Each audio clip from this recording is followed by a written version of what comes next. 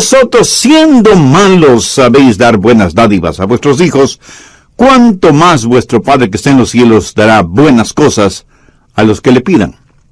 Cuando yo era solo un muchachito, el doctor Roy Ángel era un muy conocido pastor en Miami, en la Florida, y una de las cosas que él hacía en sus predicaciones era contar historias.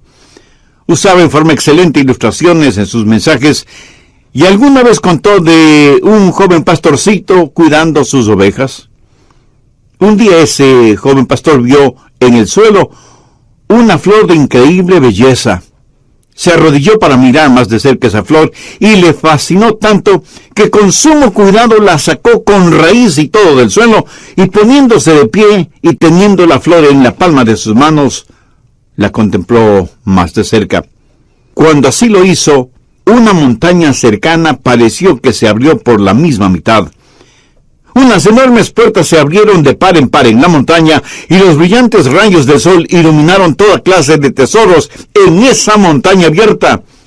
El pastorcito jamás había visto nada semejante, así que, dejando la flor en el suelo, fue hacia ese tesoro, y comenzó a recoger en su manto rubíes, diamantes, esmeraldas, zafiros, perlas, oro y plata.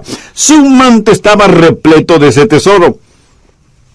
Él no era más que un pobre pastor, pero ahora iba a ser un rico pastor.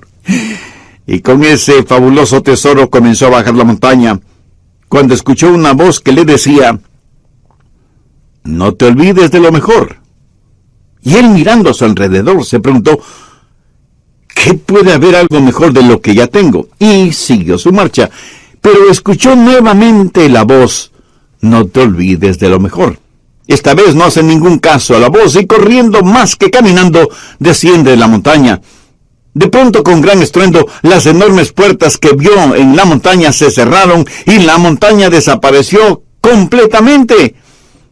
Y el momento que la montaña desapareció, también desapareció el fabuloso tesoro que creía tener en su manto.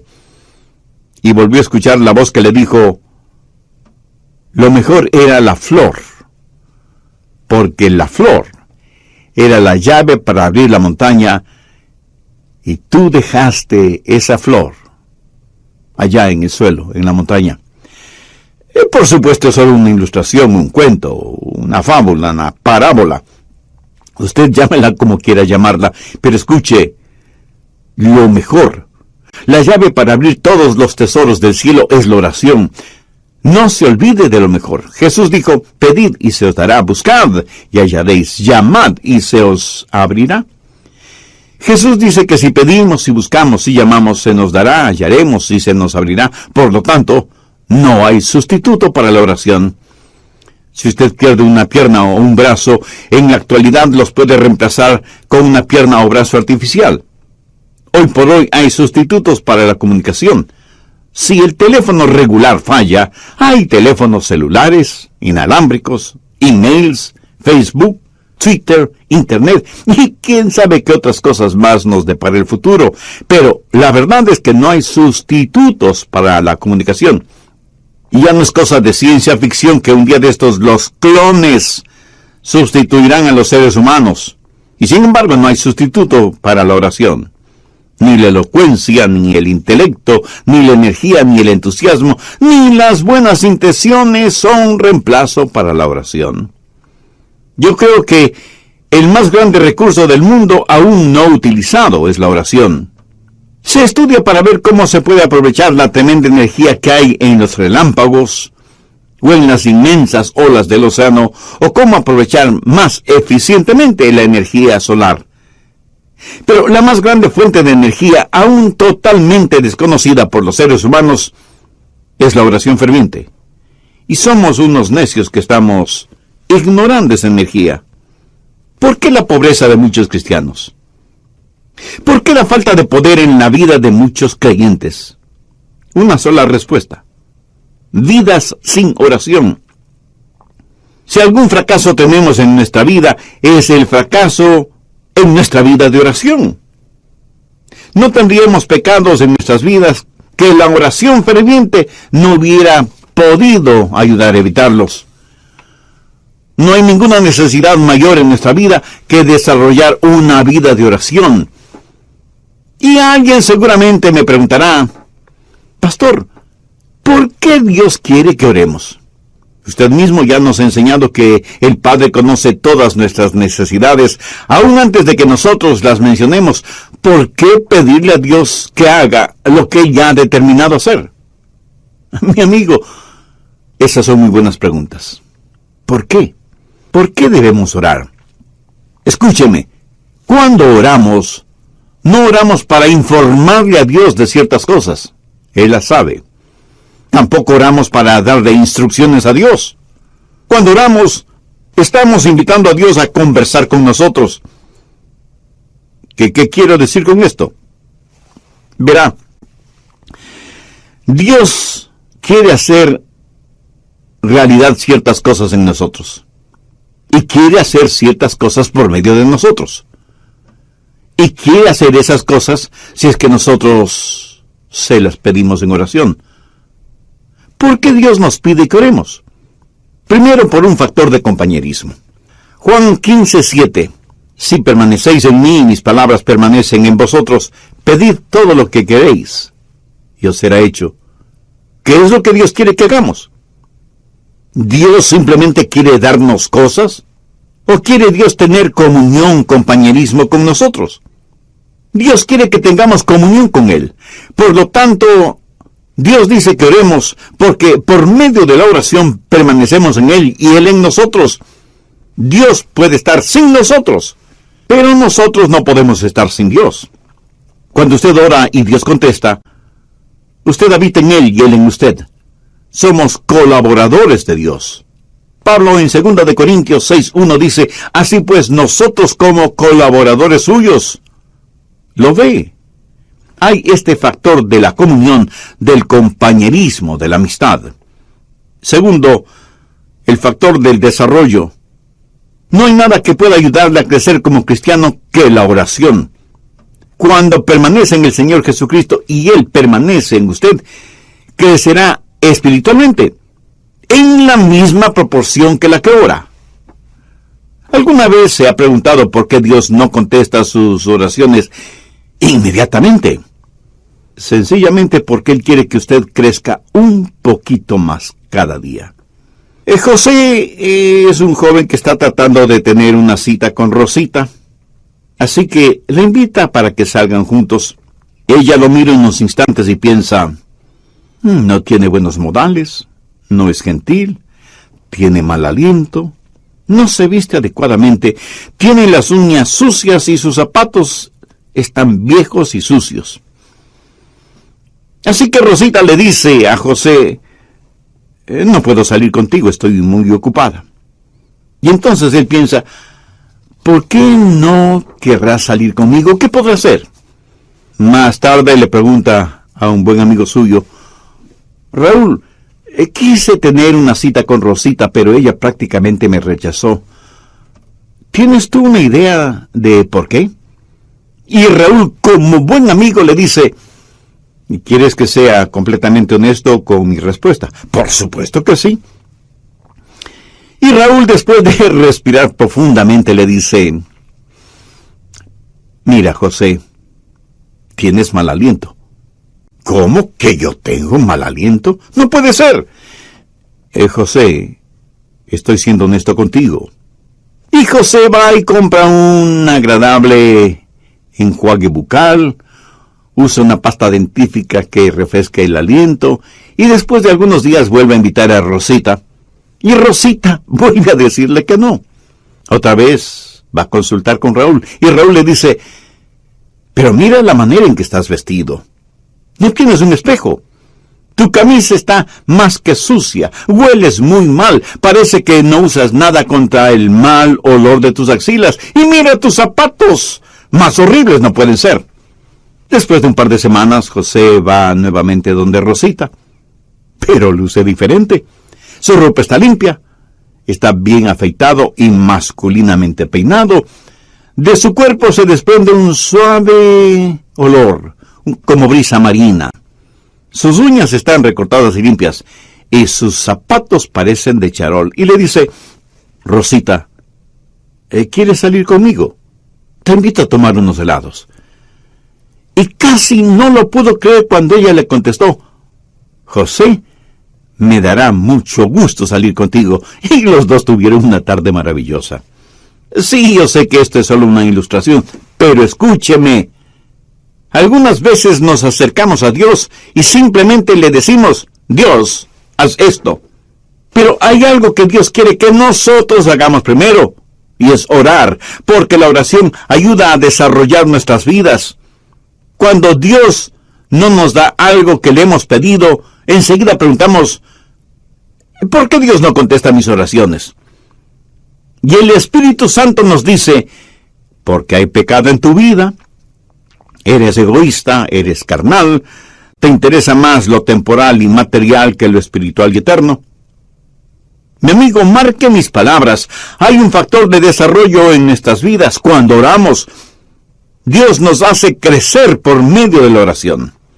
Tercero, el factor de la dependencia en la oración. Dios nos hace crecer espiritualmente por medio de la oración. Jesús dijo en Juan 15:5, porque separados de mí, nada podéis hacer. Si Dios contestara nuestras oraciones automáticamente, no habría ningún crecimiento. Pero si nunca tuviéramos que orar, no habría ninguna dependencia. La oración es la forma en que nos fusionamos con Dios. Y esa es una maravillosa promesa. Pedir, buscad, llamad. Pero no solo una promesa que reclamar, sino un proceso a seguir. ¿Alguna vez ha puesto atención a los verbos en este versículo? Pedir, buscar, llamar. Eso es un proceso que va creciendo en intensidad. Pedir para recibir, buscar para encontrar, llamar para que se nos abra. Así, este versículo es una promesa y un proceso. La promesa de que Dios nos escuchará. Enfoquemos este punto. Usted se acerca a Dios y le pide algo. ¿Sabía que el más grande problema en la oración no es la oración no contestada, sino la oración no verbalizada? Muchos ni siquiera llegamos a pedir. Santiago 4:3 dice, pedís y no recibís, porque pedís mal. Pero la oración no verbalizada no solo es una tragedia, sino que es un pecado. El profeta Samuel dijo, lejos sea de mí que peque contra Jehová, cesando de rogar por vosotros. Una y otra vez la Biblia no solo nos invita a orar, sino que nos ordena orar. Busque Lucas 18:1.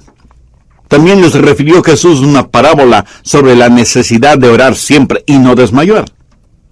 Y en Marcos 14:38, Jesús les dijo a los discípulos, velad y orad para que no entréis en tentación.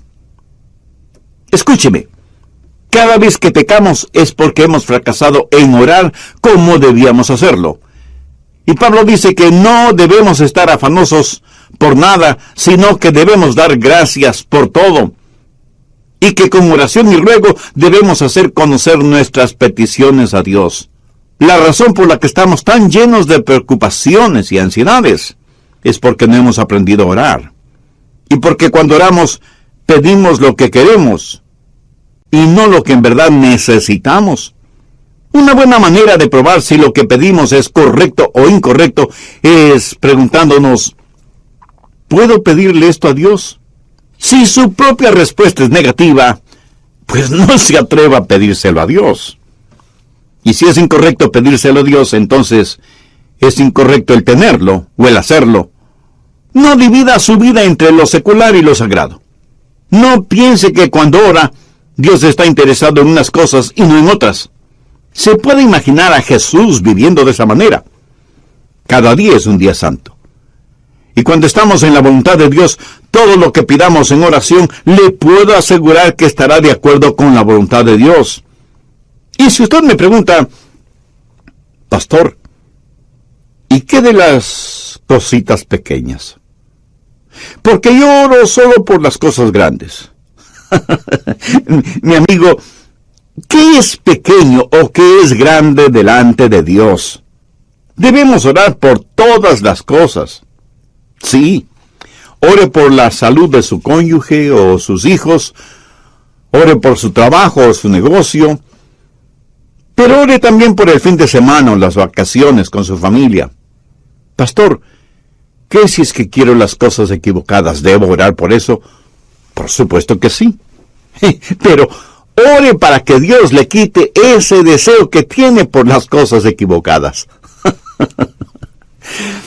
Dios no le contestará a menos que usted le pida.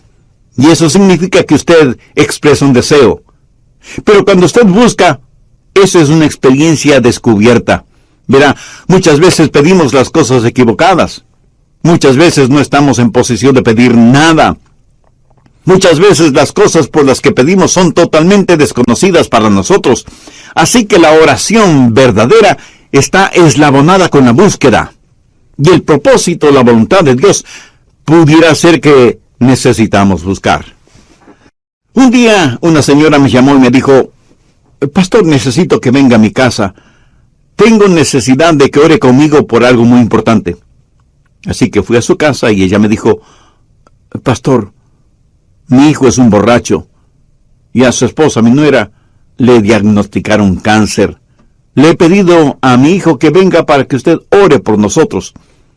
Y ahí estábamos los tres, el hijo, la madre y yo, el pastor. Nos arrodillamos para orar. Ella oró, yo oré, y el hijo, un hombre de tal vez unos 35 años, me dijo, Pastor, usted no está orando. Yo pensé que había orado en voz muy baja, y por eso él no me había escuchado.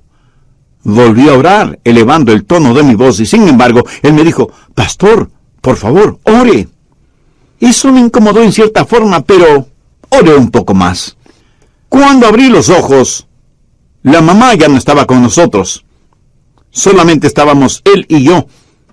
De pronto escuché ruidos en otro cuarto, y fui hasta allá, y encontré a la mamá de él totalmente extendida en el suelo con los brazos en cruz, orando intensamente, y escuché su oración. Era como si ella en su oración estuviera abriendo las puertas del cielo, llegando hasta el trono de Dios, y ahí depositar la angustia de su corazón. Le escuché hacerle acuerdo a Dios de sus promesas, derramando su alma en favor de su hijo. Y me di cuenta de algo. Ese hombre durante su niñez y su juventud seguramente vio muchas veces orar a su madre de esa manera, orando intensamente, y por eso me dijo, Pastor, usted no está orando.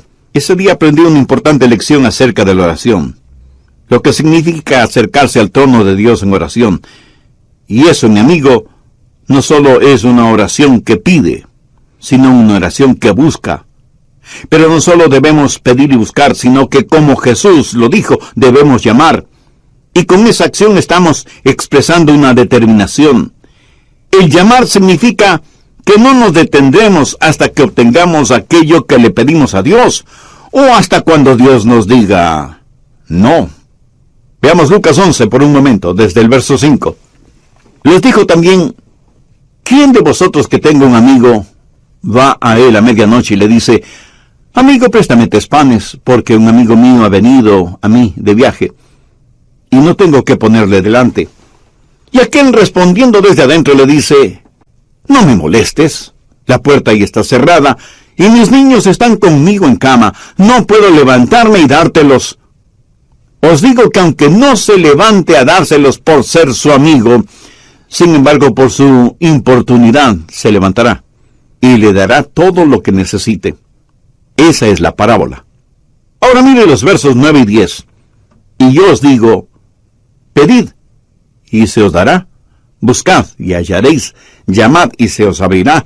Porque todo aquel que pide, recibe. Y el que busca, halla. Y al que llama, se le abrirá. Ahora usted tiene que entender algo sobre esos tiempos bíblicos. Era totalmente, absolutamente impensable que un amigo viniera a su casa y usted no le brindara hospedaje y alimentación.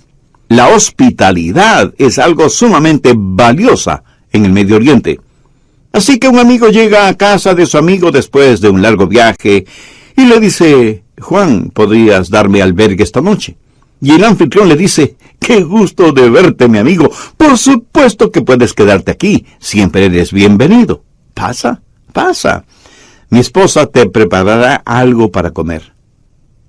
Pero la esposa, en voz baja, le dice: pero no tenemos nada que ofrecerle para comer. Y él asimismo, en voz baja, le dice: no te preocupes, querida, salgo de inmediato a conseguir algo. Y va donde su buen vecino Pedro, aunque ya casi es la medianoche. Golpea varias veces la puerta de la casa de Pedro, hasta que finalmente una voz bastante malhumorada dice: ¿quién es y qué quiere? Pedro, soy Juan, y necesito que me prestes unos pocos panes. Por favor, no me molestes, ¿no sabes qué hora es? Pedro, necesito tu ayuda. Te digo que no me molestes. Ya estoy en la cama con mis hijos. Hagamos un paréntesis. Las casas en esos tiempos eran diferentes a nuestras casas en la actualidad. Por lo general, la parte de abajo, la que para nosotros sería el primer piso, era en verdad un establo. Por la noche ahí ponían a todos los animales para que el calor del cuerpo de todos esos animales abrigara la casa. Una especie de calefacción animal natural. Las familias vivían encima de ese establo y el espacio no era demasiado grande, por lo que todos dormían en un solo cuarto. Y cuando alguien se despertaba y se levantaba, pues despertaba todo el mundo. Y las cerraduras en esos tiempos eran muy complicadas. No era cuestión sencillamente de utilizar la llave. Había que bajar del segundo piso, despertando a todos, cruzar entre los animales, hacer un tremendo ruido quitando las seguridades de la cerradura. Así que para cualquiera no era fácil simplemente bajar y abrir la puerta. Pero Juan insistió e insistió hasta que Pedro, para que no le moleste más, le dio los panes que necesitaba. Lo hizo no necesariamente porque Juan era su buen amigo, sino porque Juan fue insistente. No aceptó un no como respuesta. Y de eso está hablando Jesús, de la persistencia en la oración. ¿Cuántos de nosotros oramos de esa manera? Note que en este versículo los verbos están en tiempo presente, lo cual significa manténganse pidiendo, manténganse buscando, manténganse llamando. La oración no es una carrera de velocidad, más bien es una larga maratón. En el Evangelio de Lucas capítulo 18, Jesús también habló acerca de una viuda que fue donde un juez injusto, buscando justicia. Este juez no tenía miedo de Dios ni de los hombres. Era un ateo, un juez ególatra.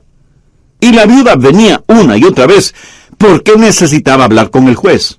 Finalmente el juez falló a favor de la viuda porque, como ese juez mismo lo dijo, no quiero que me agote la paciencia. Esta ilustración la utilizó Jesús para poner de relieve que si un juez injusto puede actuar de esa manera, ¿cómo un juez justo no va a escuchar nuestras oraciones? Dios no es como un juez injusto. Y si Dios, el juez justo, nos contesta, no es para librarse de nosotros antes de que se le acabe la paciencia. Dios quiere que persistamos en la oración porque Él está haciendo algo en nosotros y por medio de nosotros. Y siempre vamos a encontrar a Jesús enseñando la persistencia en la oración. Y sea que usted lo entienda o no, es una enseñanza bíblica. Permítame también mencionar a la mujer sirofenicia que desde lo que es hoy el Líbano se acercó a Jesús para buscar ayuda para su hija que estaba poseída por un demonio. Es profundamente interesante porque no está bien tomar el pan de los hijos y echárselo a los perrillos. Respondió ella y le dijo: sí, Señor. Pero aún los perrillos debajo de la mesa comen de las migajas de los hijos. Entonces le dijo: por esta palabra, ve, el demonio ha salido de tu hija. Y cuando ella llegó a su casa, halló que el demonio había salido, y a la hija acostada en la cama. Cuando Jesús usó la palabra perrillos, hacía referencia a perritos mascotas. Note que la mujer no se siente ofendida por eso, y más bien le dice a Jesús que aún los perrillos Están felices de comer las migajas de pan que caen de la mesa. En el original, ella no usa la misma palabra que Jesús utilizó para perrillos. Ella usó una palabra que describe a un perro callejero, flaco y sarnoso. Por eso Jesús se sintió conmovido y le otorgó a la mujer lo que le había pedido. Durante las horas finales de su pasión, Jesús oró a su Padre varias veces. Jesús, el Hijo de Dios, prevaleció en la oración. El apóstol Pablo habla de una espina en la carne y dice que 3 veces le pidió a Dios que se la quitara. Esto significa que Pablo tuvo 3 extensas sesiones de oración sobre un largo periodo de tiempo, hasta que Dios le contestó. Pero Dios no le contestó como Pablo se lo pidió, sino como Dios quiso contestarle. Elías oró por lluvia, y estando en el monte Carmelo, envió a su criado a ver si descubría alguna nubecita en el cielo. Nada. 6 veces dio la orden y 6 veces la misma respuesta. Nada. Pero a la 7ª vez el criado vio una nubecita del tamaño del puño de un hombre. Esto es una ilustración de la oración persistente de Elías, quien, juntamente con su criado, comenzó a caminar porque ya se escuchaba el sonido de una abundante lluvia. Ahora, ¿cómo saber cuándo pedir o cuándo dejar de pedir? ¿Cuándo buscar y dejar de hacerlo? ¿Cuándo llamar y dejar de hacerlo? Al respecto, permítame mencionar 3 pasos. Se detiene cuando Dios le da lo que usted ha pedido. A veces las respuestas de Dios son directas. Otras veces son diferentes. Algunas veces Dios demora sus respuestas, otras veces simplemente las niega. ¿Pero cómo saberlo? Bueno, si Dios le otorga lo que usted ha pedido, ya no hay que seguir pidiendo, ¿no le parece? Pero algunas veces usted ora por algo, y aunque no lo tiene en sus manos, lo tiene en su corazón. Quiero decir, algunas veces Dios le dirá, ya lo tienes. Y usted tiene la seguridad de que lo que ha pedido a Dios ahora ya se lo ha dado, y usted comienza a alabarle por eso. Y debemos reconocerlo. Algunas veces Dios dice, no. Entonces usted simplemente deja de pedir. Y aunque Dios le haya dicho, no, agradézcale. Porque Dios nos da solo cosas buenas. Y si no nos da algo que le hemos pedido,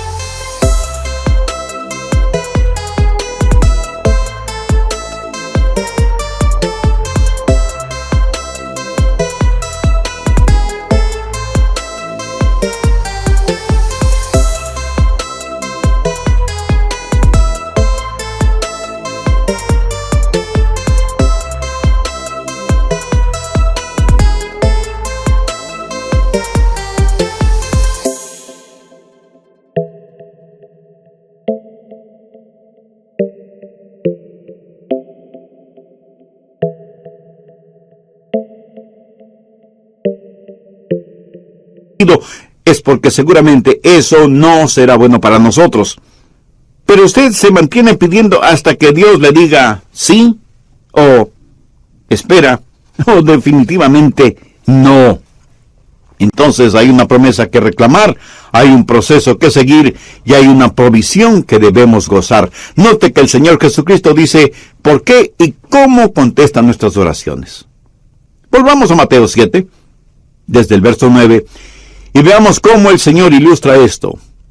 Jesús hace la pregunta: ¿qué hombre hay de vosotros que si su hijo le pide pan, le dará una piedra? ¿O si le pide un pescado, le dará una serpiente?